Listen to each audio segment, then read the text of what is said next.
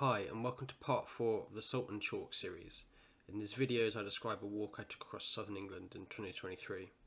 In this video we'll go from Plymouth all the way around to Newquay on the southwest coast path. So at the end of the previous video I just got into Plymouth and had a day's rest there. Feeling restored and energised, I set off from my hostel after my break and went the short way down to Stonehouse, where there's a ferry across to Keveral on the other side of the river, and now we are in Cornwall, which is exciting. Go through this kind of country estate park here and up onto the edges of these cliffs. This was a really nice section, lots of like shady tree bits down into Kingsand, which was pretty cute, and then around the headland to Rame Head, where there's a little chapel here. I had a bit of a break here, did some sketching, got my monocular which I bought out, had a look at all the boats and things out at sea, which was pretty fun. After that you go northwards on the coast path and you're going along the top of the cliffs here. It's pretty nice, kind of wiggly, kind of along the road in some bits, but at Tregenhort there's a path down to the beach here, and this is Whitsand Bay, which is a really nice beach. So I went down there, went for a swim here. It was really sunny and lovely and just really excellent. Bit of a climb back up though, and then the coast path sort of continues following this road here.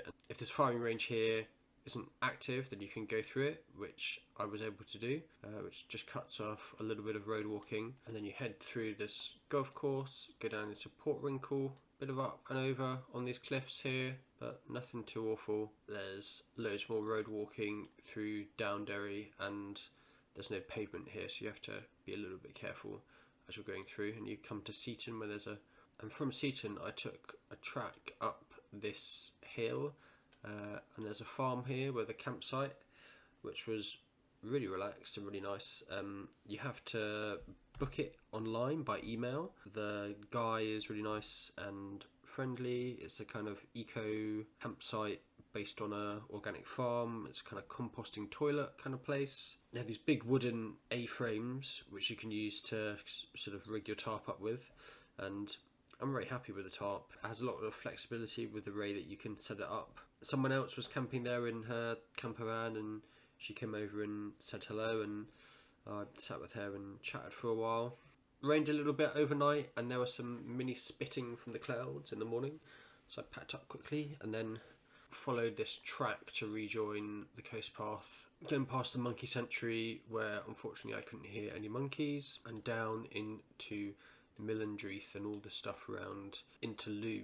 Loo is one of these like typical Cornish coastal villages, quite cute but also quite touristy. Filled up with some water here, got myself a pastry from one of the fancy bakeries there, crossed over the bridge and made my way around and made my way outwards on the coast path, which I followed until I came to Portmellon here, where I went for a swim at the beach, and it was a bit seaweedy but it was quite hot, so it was still pretty good. Dried off and had a bit of lunch, and shortly after that I came into Porthleven, which is another like Cornish fishing village, which was pretty nice too.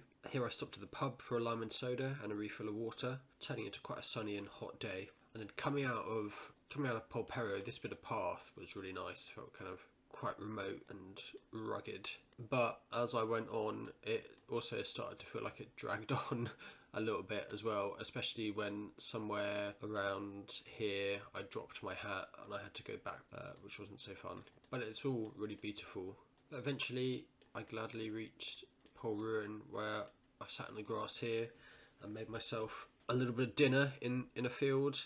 After eating I went down to Porthleven and got a ferry over into Foy. Went for a drink at the pub and refilled with some water as well, and then as the sun was setting headed out of Foy and through these fields here until I reached Gribbin Head. It was the evening of the summer solstice and I got to Gribbin Head just before the sun had set for the evening. I could see it go down over St Austell to the west, and I could see the big spoil tips from the clay works in the sunset. Gribbin Head has a day mark, which is a big tower people use for navigation. It's in the middle of a field and has a little railing around it. I went into it and cowboy camped inside of it, using the tower as a shelter from the wind. And some cows came over to investigate me, but they soon left. I woke up really early to watch the sunrise. I try to mark the solstices each year because I think it's an important thing which keeps you linked to the wider world outside of yourself. This is about 4:30, so I watched the sun for a little bit and then went back to sleep for another hour or so before I actually got up for the day. Getting going, I walked along these cliffs and into Porthcothan, where there was a little cafe. I celebrated the solstice with a cup of coffee and a bacon sandwich there. After that, went round to Par Sands, which had loads of stinky seaweed in and was actually pretty gross. Coming off Par Beach, you go inland and along quite a busy road past these China clay factories before you get back onto the cliffs and you go through these golf courses. Somewhere around here, I found a place to sit for lunch and had a bit of a snack on a bench.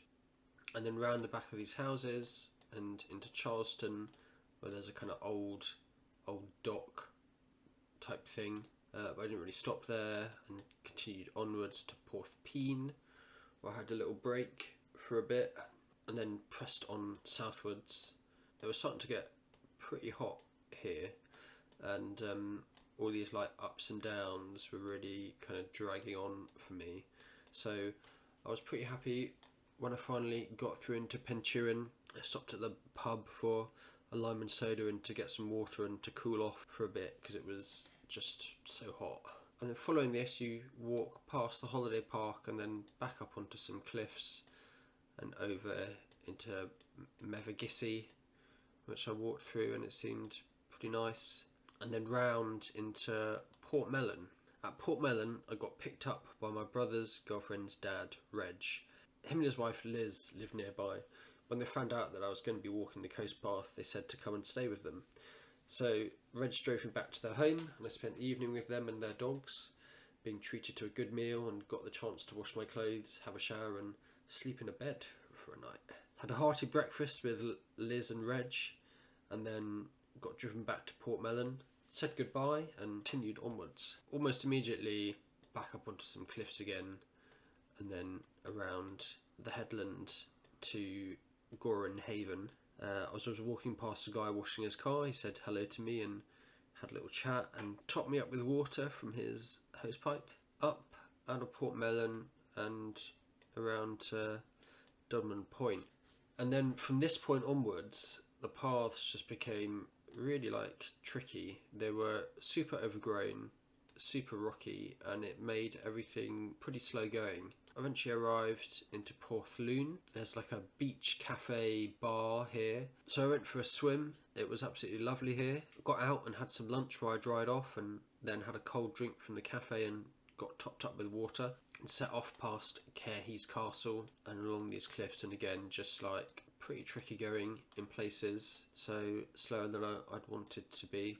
But eventually came into Portleven, where I went to the pub for a pint, picked up some more water as well, and then more up and down and tricky bits as you head towards Nare Head. And thankfully, as you reach Nare Head, it starts to chill out a little bit and becomes flatter and easier. Rounding Nare Head, there's one last little valley that you go down through. I made my way round to Pendower Beach, about here. And at Pendower Beach, I met my friend Maya. She'd come down for the weekend to join me for a couple of days. We've been friends for years and have gone on lots of little walking and camping trips together. We sat on the beach and caught up and then made some dinner together.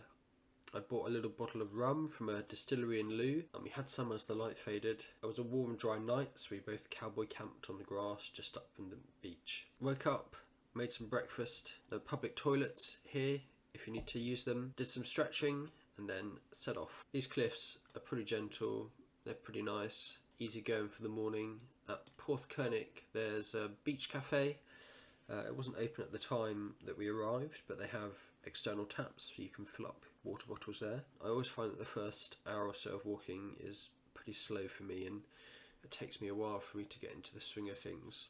We passed through Porthcothan and continued all the way down to St Anthony's Head, and there wasn't too much to say about the bit leading up to it. St Anthony's Head was really nice. There's an old fort and a lighthouse and had a break in the shade here, down to these little beaches here which were super nice, and we went to I think maybe like this one here. The water looked almost tropical. It was just like amazing, like kind of Caribbean. Obviously we went for a swim here and it was lovely. And then up from the beach and around to this ferry crossing here into St Mawes. Lots of boats here in the harbour. Got ourselves some pasties for lunch at St Mawes. From St Mawes you have to get a separate ferry over into Falmouth itself, and it drops you at this sort of quay here. Falmouth was pretty busy because it was Armed Forces Day. Walked through the high street and into the kind of central bit here. All the various branches of the forces had their displays on and like stalls out. Going past Falmouth docks we could see the BB Stockholm in the dry docks here. This is the barge which is now in Portland Harbour housing asylum seekers. Once we went past this, loads of jets started flying past low and the Red Arrows were doing a display for the Armed Forces Day. And as we were walking through the trees we could hear them, but we couldn't see them until we got out to Pendennis Point, where we could see them doing their like crazy acrobatics. And then all the way around along the waterfront here, where it was pretty busy, so there was like a helicopter doing almost flips here. This was another one of these really hot days, so we were drinking a lot. At Gillinvays Beach there were water taps that we could refill with, and as we headed out of Falmouth it got less and less busy until we were on this bit of the coast path and there was pretty much no one else aside from ourselves. And we walked down into Mainporth. There's a very fancy bar restaurant here. We got ourselves some refreshing lager shandies as a reward for a hot afternoon of walking, and sat outside on the terrace enjoying them. And after that it was a couple of short and relatively easy kilometres to Rosemullion Head, where we camped for the night. Lots of low gorse bushes around here, and we found a flat spot among them. Made ourselves some dinner and enjoyed the sunset. Packed up and set off from Rosemullion, off up the Helford River. Durgan here, there's a little public toilet if you need it. But shortly you come to the Helford Passage, where you get a ferry over onto the other side, which takes about 5 minutes. And in Helford itself there's a little village shop which has a really good selection. And when we got there we could smell pasties cooking, and the lady who ran the shop had just started warming some up. So we waited a bit for them to warm through and then bought a couple to take with us for lunch. The path continues onwards round to Gillen Harbour and Gillen Creek. At Gillen Creek you can wade across at low tide, but we arrived at high tide and we thought, oh, we're going to have to like walk this sort of like extra 2 kilometres around. But it turns out that there's also a ferry in summer, which you can go to the little like cafe here, or like put a sign up here to get them to do. So we were able to cross over.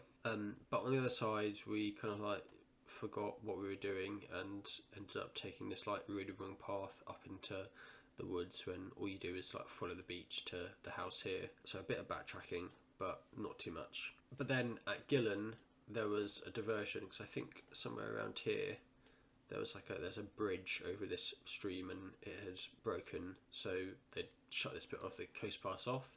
Up and inland and sort of through these fields and onto the coast. This was pretty rough and rocky underfoot, so you've got to watch your step, and it also started raining a little bit, which wasn't ideal. But soon you come into Porthallow, which happens to be the South West Coast Path midpoint, and I hadn't realised it was here. I thought it would be further on, so I felt pretty proud of myself for reaching it. It stopped raining pretty quickly as well, and we sat on some benches outside and ate our pasties and dried off a little bit. There's a really nice cafe called, I think, the Fat Apples Cafe, which is just, I think maybe like up here. It's well worth a visit. We had some cream teas there with some scones, and a little bit more of a rest.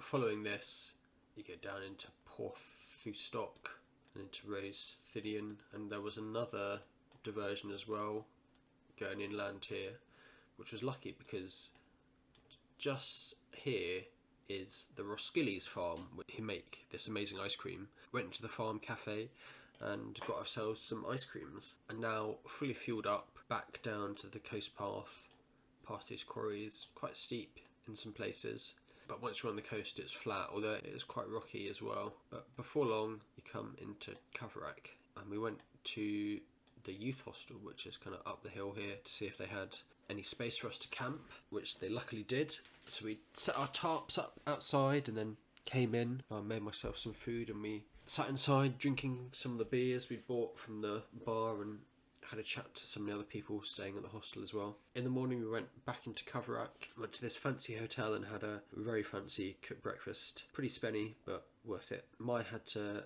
head back to work, so from here she got a bus into Truro. I went back to the hostel, got my pack and set off again. Just outside of Coverack there's a little sculpture park that the path goes through, which was pretty cool. These cliffs, these Chinnel's cliffs, are really rocky, like way rockier than I thought they'd be. There's all this kind of wind blown heather and like wildflowers along here, so it is really beautiful. This is quite a steep section just down to this little valley. But then before long you come through into Kennock Sands. Kennock I went for a swim. It's a bit of more of a shingly beach than a nice sandy one. Had some lunch on the beach after. I think I also went and had something from one of the beach cafes too. And then along the cliffs, down through Poltesco, round and into Cagdwith. At Cagdwith I went to the pub. This is where Ed, the walker I'd met outside Warminster, told me to ask for him. I did so at the bar and they said he was around and they gave me his Facebook so I could message him. Ed came over and we had a drink together and a chat about our walks. He'd finished his Lowesoft to Land's End walks a few weeks ago. He'd ended up having quite a bit of publicity going on BBC and raising loads of money for charity. He lived nearby and had a field which he let me camp in for the night. Ended up having the next day as a rest day, a really nice relaxed day. Some people I'd met down the pub filming a pilot for a TV programme, and they said they'd buy me lunch if I was an extra. So I spent the morning doing this, and then in the afternoon went and had a nap in the field and had a bit of a read, had a shower in Ed's house and made myself some dinner. Later went back down to the pub again and they have a live folk band which is really good. I had a drink and watched them play for a few hours. In the morning I said goodbye to Ed and thanked him for his hospitality. Leaving Cagdwith you head south towards Lizard Point and along these cliffs here, and at Church Cove here there's a lifeboat station which is really cool and it's all the way down by the water. I could see seals hanging out on the lifeboat launching pad. Shortly after you go around to Bass Point, past all these little bits here, past the lighthouse and to Lizard Point itself, which is the southerlymost point in Britain. It's very relaxed, it's a small car park, tiny visitor centre and another landmark point, very understated, and I quite liked it. Following this you go up and over these cliffs which are quite remote, but you eventually come to Kynance Cove and it was a bit of a grey day, but Kynance is pretty cool. The tide was low so you could just walk across the beach. If it's in, I think you need to go round. Had a coffee at the little cafe here, and after Kynance back onto these kind of like flat heathy scrubland thing, which were pretty windy, rocky in places too, and I think round here I got sort of like sidetracked. I had to scramble up the edge of this valley here. Don't remember a huge amount about these, but came to Mullion Cove where I think I had some lunch. Took a little, it's starting to get pretty rocky and exposed. A kind of taster of what the north coast is like. Not much shelter from the Atlantic winds. Poldhu Cove, it started raining and I thought that I'd try and tough it out and avoid putting my raincoat on, but ended up getting pretty wet pretty quickly. So at Church Cove there's a little church which I went in to dry off. Gunwallow Church, the Church of the Storms, which is a really nice little church. It's got these beautiful carved roof joists. After standing in the porch and drying off, I continued onwards over to like Gunwallow Cove itself, where I decided to try and take a shortcut, which wasn't really a shortcut in the end. The tide was out, so I walked along the beach rather than going up along the cliffs, but it's a shingly beach, which is just a really bad idea to walk on. It's just so energy sapping and was just an awful idea. Did get to see some cool rocks though. I rejoined some real path, Bar Lodge, and before long came into Porthleven. Got some bits from the really nice independent supermarket here and went to a campsite which was I think somewhere around here. Pretty basic and cheap and just what I wanted. There were some cycle tourers there who were staying there, so I had a chat to them as well, which was cool. It was a nice morning, and leaving Porthleven you go along these cliffs Starting to see some of these old mines around here as you go through Trevarris Head. Super nice views out to the sea as well from these cliffs. And you descend into Pra Sands, where I went for a swim because it was a beautiful day and beautiful sea. Had a bit of lunch on the beach and got a coffee at one of the cafes and topped up with water. I'm following this, go around into Prussia Cove. This bit here, Bessie's Cove, seems like a really good place to go for a swim. I mean, all of this just here is really, really beautiful. I saw this cool stump with loads of pennies pressed into it near here. But going up towards Perranporth, some of the paths were like mega overgrown. At Perranporth, I'd dropped my glasses behind me, and someone who was walking behind me luckily reached there in time to give them back to me. You do a bit of wiggling, a bit of road walking, and you come into Mousehole, and you can see St Michael's Mount. I got myself an ice cream and sat by the sea looking out at St Michael's Mount and doing a bit of sketching, and then fueled up. I walked my way into Penzance. Super flat along here and easy walking. I restocked myself with supplies at the big Sainsbury's here, which is a little bit of a faff to get into over the kind of railway from the path. I had planned to go into Penzance itself and do some washing, but I'd gotten there later than I planned to, so I just decided to live with smelly clothes and keep up my pace. Penzance seems pretty nice from what I could see. There's a tidal observatory here in Newlyn Harbour, which is where the Ordnance Survey has their elevation datum for the entirety of the UK from. At Newlyn, I diverted from the coast path and walked up into Poole to go to my campsite for the night.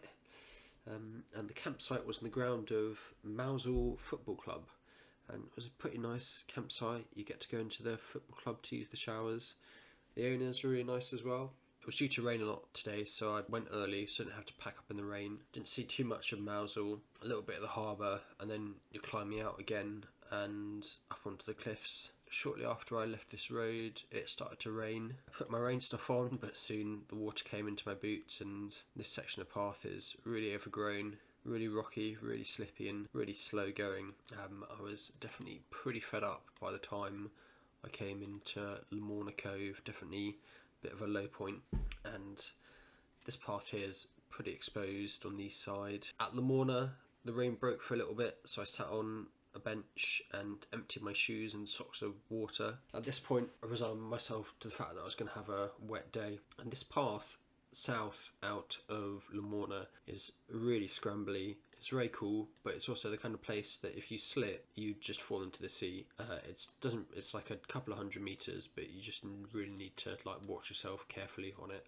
But soon afterwards, it was just like really overgrown with gorse as well. Like having to push my way through all these spiky bushes, which also wasn't fun, especially in the rain. The coast path crosses the beach at St Loy's Cove, which is made up of these huge rounded boulders. Definitely an ankle breaker if you're not careful. A huge bit of ship crane is here, which has been washed up onto the beach, and is a testament to the power of the storms which come through here. These woods around St Loy are really nice and lush with all these streams. Up onto the cliffs again, and I don't remember a huge amount about this part as going into Pendower. At Pendower, I found somewhere to shelter for a bit and have some lunch, and then you go up onto the cliffs and come round into Porthcothan. There's a rocky and windy path down into the valley. This is where the subsea cable from the US comes up. From the beach, I climbed up to the Minack Theatre, which is this open air theatre set into the cliffs here. I remember going when I was younger on a family holiday, and it's definitely worth going. Just make sure that the weather's going to be good. The shop at the car park sold pasties, so I bought one for later and filled up with a bit of water. Then coming through to Porthcothan, I don't really remember a huge amount. There's a tunnel down through the rock into a little beach here.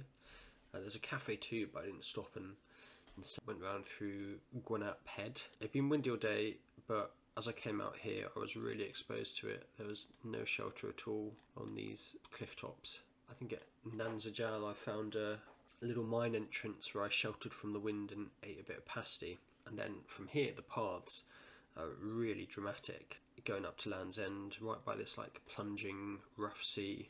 came around the point here and I could finally see Land's End.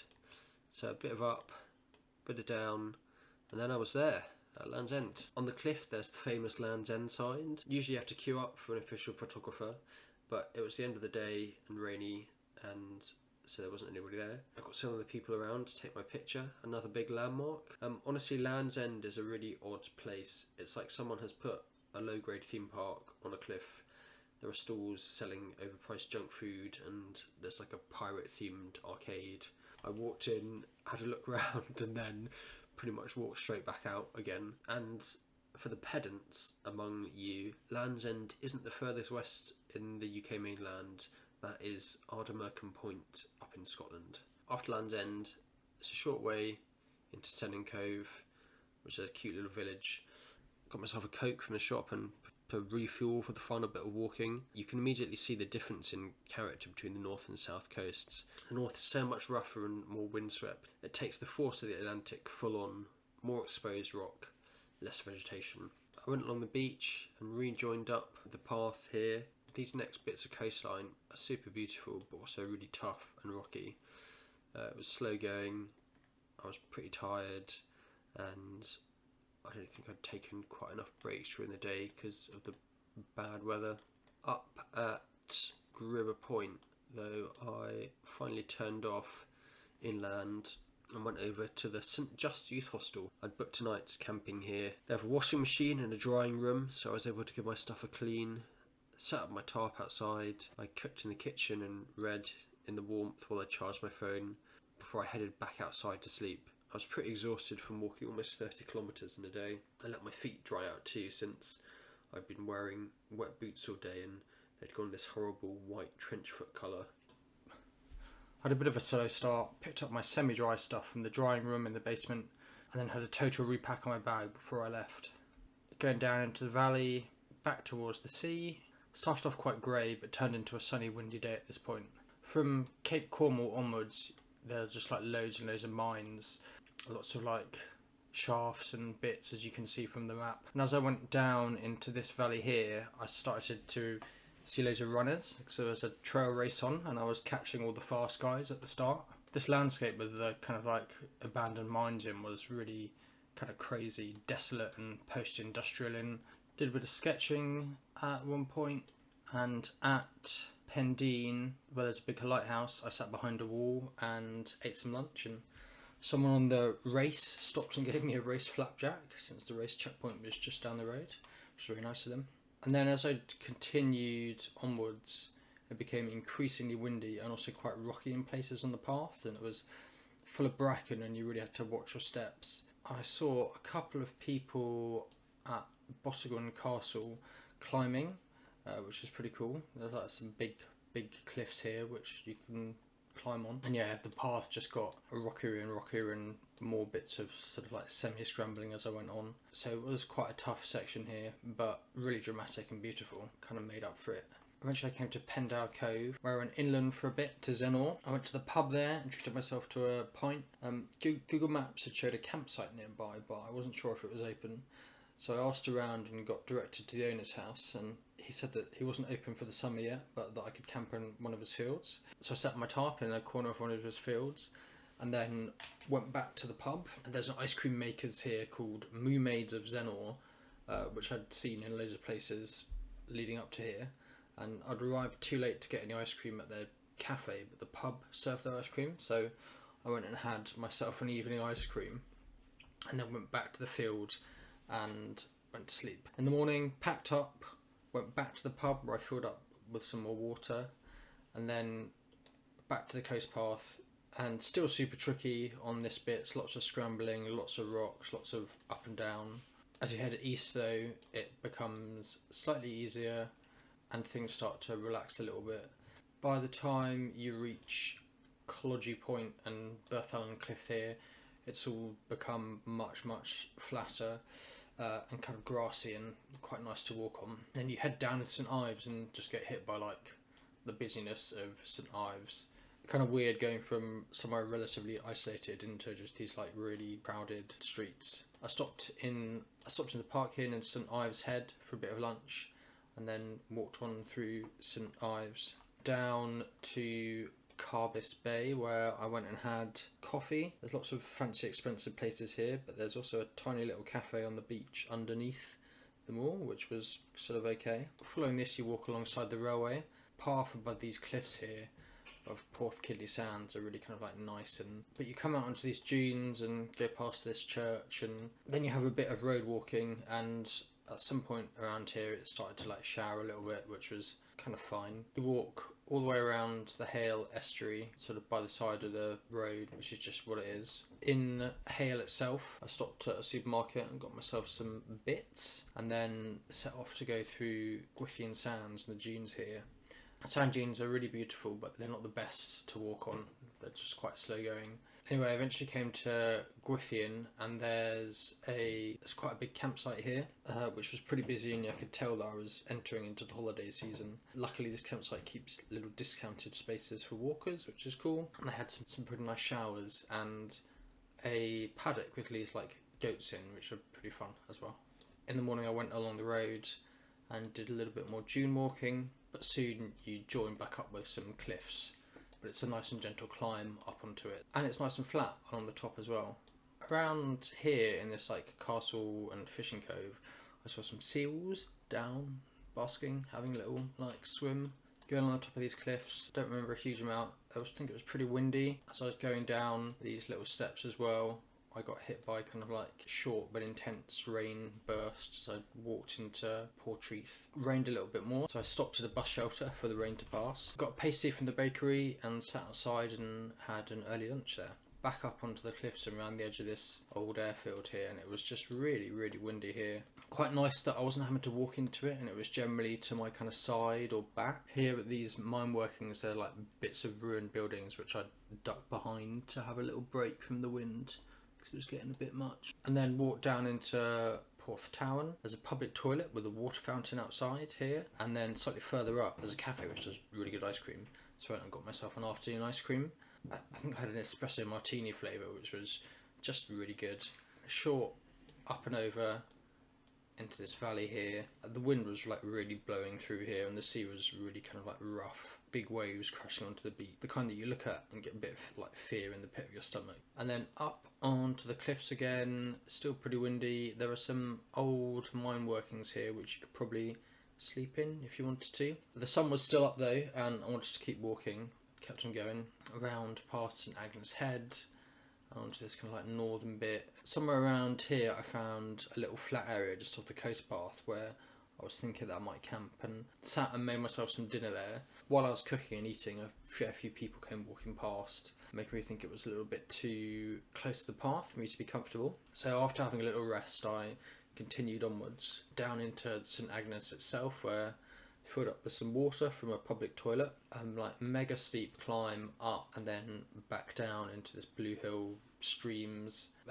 valley, and then almost immediately like back up again to where this old airfield is, which is just like super exhausting at the end of the day, all this up and down. This airfield has some like old bunkers here, and I could see some like really heavy rain incoming, so I ducked into like the kind of porch area of one of those for about 20 minutes while this like big rainstorm passed, and kept myself mostly dry, which is pretty lucky. And then beyond this there's just another one of these like crazy post-mining landscapes, like really kind of like crazy coloured rocks and just like rubble everywhere. Interesting. And you could see in some of the like bits of looking down at the cliffs, you can see like some of the tunnels where the cliffs have eroded away. And there's lots of like old bits of buildings here as well, and like the foundations of them. I think in good weather this would be a good place to cowboy camp. It was forecast to be windy and rain a bit overnight, so what I did was I found the entrance to some tunnels somewhere around here and slept in them. It was a bit spooky, but it was out of the rain and mostly out of the wind. A really, really strong smell of lavender for some reason, and lots of these like moths as well seem to be living in there. I had a pretty restful night in my tunnel. Short walk down into Perranporth. Had a bit of breakfast here. My classic big hike breakfast, which I developed, which is an entire pot of yoghurt with some granola dumped into it, and it is straight fuel. The tide was out on Perran Beach, so I walked up the sand. This is finely compacted, wet and nice to walk on. At the end of the beach you climb up onto the headlands and go round past this kind of like military place to Holywell Beach. There's a cave with a spring that you can reach in low tide. I went and had a little look at that, and then back to the dunes to rejoin the coast path. And then yeah, it started to rain as I rounded Kelsey Head and went through like Porth Joke and Pendower Point West, and I had a little break I think here, just standing and eating cheese and salami wraps in the rain, which was, yeah, it is what it is. Then you've got a couple of options. The coast path is showing that it's going like all the way in here, but actually there's a number of ways you can sort of cross this river, the Gannel. There's a little bridge here, and I think there's a bridge further up, and there's also a ferry. The lowest tide they have a little footbridge, so you just walk across the like sand and then across this little bridge, and then you climb up these steep steps onto Pendower. And there's a little cafe here which I stopped in to get out of the rain, had some tea and some cake to wait it out. Turns out the rain wasn't really going anywhere, so I left him prepared for a wet walk, and sure enough, about 10 minutes after setting off, I had boots full of water. Went around past Fistral Beach, Town Head, and then through the centre of Newquay and out towards Porth. So back when I was in France climbing, one of the guys there, Liam, offered me a place to stay when I passed through Newquay because he lived there. So I took him up on his offer. Him and his partner Cam kindly let me stay with them. They were fostering this little kitten at the time, who was crazy and amazing to have around. They'd also just set up an Airbnb in their garden, which I stayed in, and was so nice. A complete 180 from sleeping in the cave the night before. I did some washing with them as well, and later some of their friends came over and we all had dinner together. Went to sleep feeling very satisfied. I said goodbye to Liam, who went off to work in the morning, and then went to Porth Beach with Cam for a morning swim.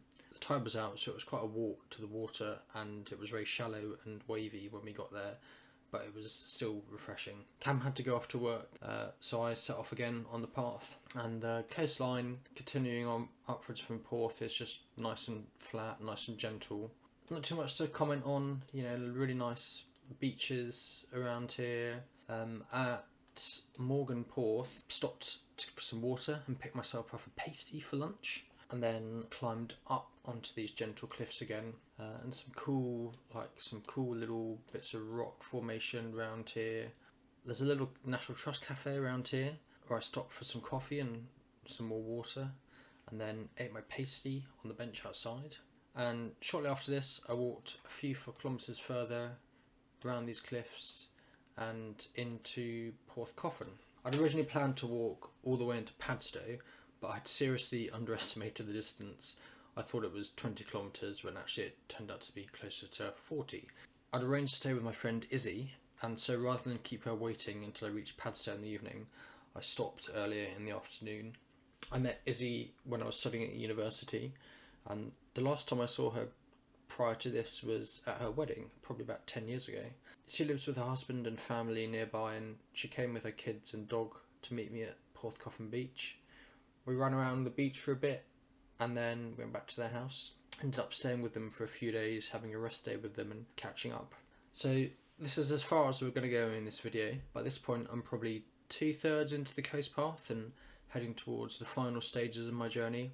1,400 kilometres under the belt now, and getting pretty dialed into the long distance walking lifestyle. Kind of strange that the way that you judge your distances changes. 100 kilometres goes from being this abstract long distance to just a few days of walking. The path is still pretty tough, but I think I'm way more used to it now, both in terms of having gained fitness from it and also my expectations of it. Aside from feeling pretty tired, no major complaints. Blister wise, everything seems to have turned into pure callus. Some slight sore spots, but nothing major to complain about.